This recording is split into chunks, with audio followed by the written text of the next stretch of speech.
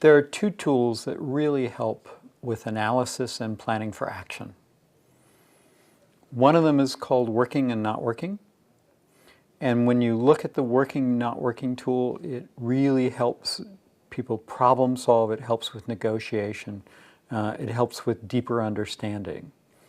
When you look at the 4+1, it is a way to reflect on what we've accomplished and what we have not accomplished. It's a way to give ourselves credit for what we've done and to look at what remains to be done. It's a way to, again, deepen understanding.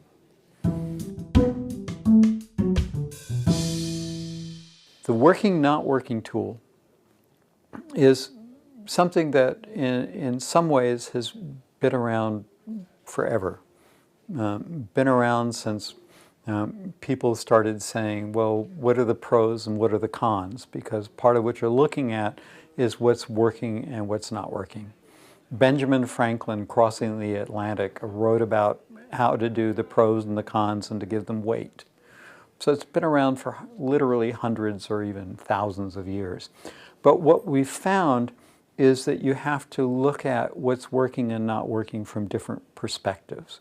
You have to consider what's working from the perspective of the person with whom you're doing the planning, with whom the person with whom you're doing the analysis, what's working and not working from their perspective, and what's working and not working from the perspective of the staff, from the perspective of family, or any other key stakeholder.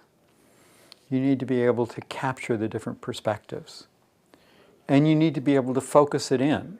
So you're looking at what's working and not working in the particular issue or circumstance that is really causing people to scratch their heads or to knock heads. And in some cases, what we see is that there is a perception on the part of the person that I want to do this, and a perception on the part of a parent of you're doing that would be scary for me. I think it would affect your safety. And how do you begin to address that kind of conflict? And part of what we've done with the working, not working is build into it some of the core principles of negotiation. And the first core principle of negotiation is that people feel listened to. If you do a good job of capturing the person's perspective of what's working and not working, the family member's perspective of what's working and not working, and the staff's perspective, people feel listened to. Once people feel listened to, the emotional temperature drops. People are much more ready to then have a discussion. And that leads you to the second core principle of negotiation, which is you start with common ground. So done well, this looks at, well, what's working from everyone's perspective or what's not working from everyone's perspective. And it gives you a place to start the discussion, because you always start with where there's agreement, where there's common ground, not where there's disagreement, so that people have a sense of proportion. And we've actually taken data on what tools are used the most. And what we've seen is that the working, not working tool comes second after important 2, important 4, with frequency with which it's used. People find it very easy to use and very powerful to use if you simply follow a few common steps, which is that you honestly capture people's perspectives. Even if you disagree with them, you still capture the perspective of the person, and you start with common ground.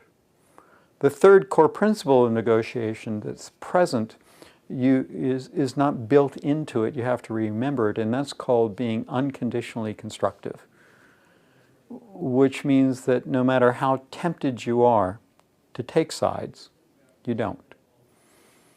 No matter how tempted you are to criticize somebody's perception, you don't.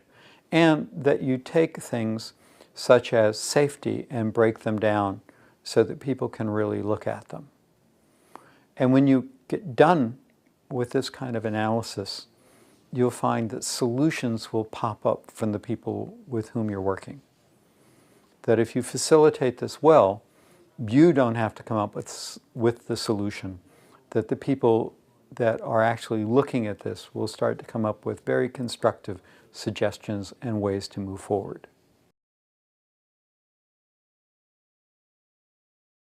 Years ago, I was running a day service, and there was a woman named Mary who badly wanted to take public transportation on her own. And this was in the Washington, D.C. area, which has good public transportation. And Mary had learned how to take the bus, and she could tell you what bus went where to get off, where to get on. She could tell you how that she could, pay for the bus. So she had all of the pieces worked out. And we said to Mom, why doesn't Mary take the bus? And Mom said, because she wouldn't be safe. And we just said, oh, overprotective mother. And Mary said, I really want to take the bus on my own, and I'm going to prove it. So one day, people went out as a group. Everybody got off the bus except Mary. And Mary proceeded to ride public transportation for several hours on her own, with Mother being in a very concerned state, very worried, with me being very worried. Mary, somebody who was not very big, kind of a petite woman, so physically somewhat vulnerable. But Mary, it turned out, actually rode public transportation for several hours without paying, because she was somebody who could get on the bus and look at the driver and say, I am a small hand grenade, would you like to pull the pin? And the bus driver would go, no, and Mary could go sit down. And she rode several buses, and then she told us afterwards, I really got tired and I had to go to the bathroom.